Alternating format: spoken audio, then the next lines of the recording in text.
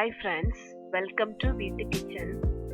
இன்னைக்கு இந்த வீடியோவில் ஸ்கூல் முடிச்சு ஈவினிங் வரக்கூடிய குழந்தைங்களுக்கு வாழை இலை வச்சு ஒரு ஹெல்த்தியான ஈவினிங் ஸ்நாக்ஸ் எப்படி செய்யலாம் அப்படின்னு பார்க்க போகிறோம். நீங்கள் எங்கள் சேனலை இப்போ தான் ஃபஸ்ட் டைம் பார்க்குறீங்க அப்படின்னா கீழே இருக்கக்கூடிய ரெட் கலர் சப்ஸ்கிரைப் பட்டனை ப்ரெஸ் பண்ணுங்கள். கூடவே அந்த பெல் ஐக்கானையும் கிளிக் பண்ணுங்கள். அப்போ தான் நாங்கள் போடக்கூடிய வீடியோஸ் உங்களுக்கு நோட்டிஃபிகேஷன்ஸில் வரும். வாங்க இந்த ஸ்நாக்ஸ் எப்படி செய்யலாம்னு பார்க்கலாம். ஸ்டவ் ஆன் பண்ணி பேன் வச்சுக்கலாம். பேனில் 1.5 கப் அளவுக்கு வெல்லம் சேர்த்துருக்கேன். வெல்லத்தை கொஞ்சம் பெரிய பெரிய துண்டாக வச்சுருக்கேன். அதை சேர்த்து நம்ம ஒரு 1/4 கப் அளவுக்கு தண்ணி சேர்த்து இதை கரைச்சி எடுத்துக்கலாம். இதில் பாகுபதம் எதுவுமே இல்லை. ஜஸ்ட் இதை கரைச்சி இதில் இருக்கக்கூடிய தூசு மண்ணெல்லாம் ரிமூவ் பண்ணுறதுக்காண்டி தான் நம்ம இப்படி பண்ணுறோம். பாருங்க, ஒரு கொதி வந்தாச்சு. கொதி எல்லா சர்க்கரையும் கரைஞ்சாச்சு. இனி நாம ஸ்டவ் ஆஃப் பண்ணிட்டு இதை அரிச்சு எடுத்துலாம். சூடாவே நாம இதை அரிச்சு எடுத்து வச்சுக்கலாம்.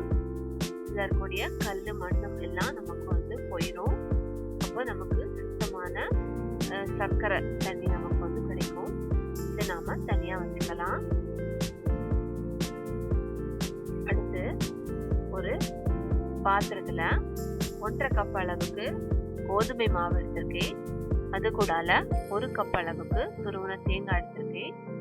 அப்புறம் 5 பழம் எடுத்திருக்கேன், நல்ல பழுத்த பழம்.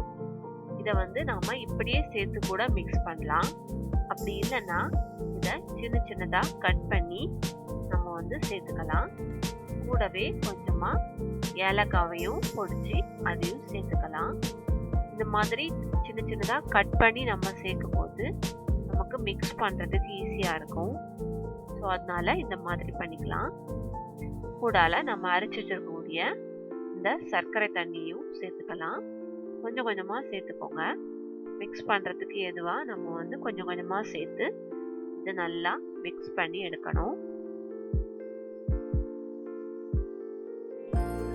வாழைப்பழத்தை துண்டு இல்லாம நம்ம நல்லா மாவு கூடால மிக்ஸ் பண்ணணும். கோதுமை மாவு நம்ம எவ்வளவு எடுத்திருக்கோமோ அதே ஈக்குவல் அளவுக்கு சர்க்கரை எடுத்துருந்தோம்னா நமக்கு இனிப்பு கரெக்டா இருக்கும். அடுத்து ஒரு பாத்திரத்துல வெந்நிய வச்சு கொதிக்க வச்சிருக்கேன். அப்புறம் அதுல வாழை இலைய சின்ன சின்ன துண்டா கட் பண்ணி அதை அந்த தண்ணியில நம்ம டிப் பண்ணி எடுத்தோம்னா வாழை இலைய நம்ம எப்படி மடக்குனாலும் அது கிளியாது. ஸோ அதுக்கு இந்த மாதிரி தண்ணியில வெந்நி தண்ணியில முக்கி எடுக்கணும். கொதிக்கிற வெந்நியா இருந்தாதான் நமக்கு இந்த மாதிரி கிடைக்கும். பாருங்க, மாவு நம்ம மிக்ஸ் பண்ணி எடுத்தாச்சு.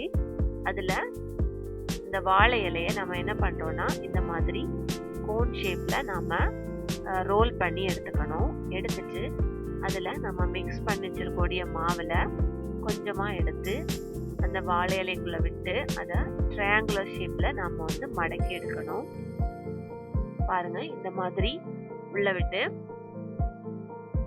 மடக்கி நம்ம எடுத்துட்டோம்னா நம்மளோட கொழுக்கட்டை நம்ம வேக வைக்கிறதுக்கு ரெடியா இருக்கு. இதே மாதிரி நம்ம எல்லாத்தையும் ட்ரையாங்குலர் ஷேப்ல ரெடி பண்ணி எடுத்துக்கலாம்.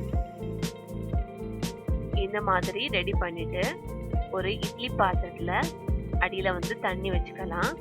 அதுக்கு மேல ஒரு இட்லி தட்டை வச்சு நாம ரெடி பண்ணி வச்சிருக்கக்கூடிய அந்த மாவை, வாழை இலைக்கு வச்சிருக்கக்கூடிய அந்த மாவை இந்த இட்லி தட்டுக்கு மேல நம்ம ஸ்ப்ரெட் பண்ணி வச்சுக்கலாம்.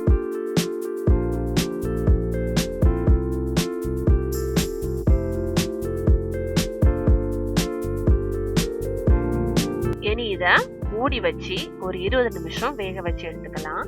பாருங்க, 20 நிமிஷத்துக்கு பிறகு நமக்கு நல்லா வெந்திருக்கு. அவ்வளவுதான், நம்மளோட ஈவினிங் ஸ்நாக்ஸ் ரெடி ஆகியாச்சு.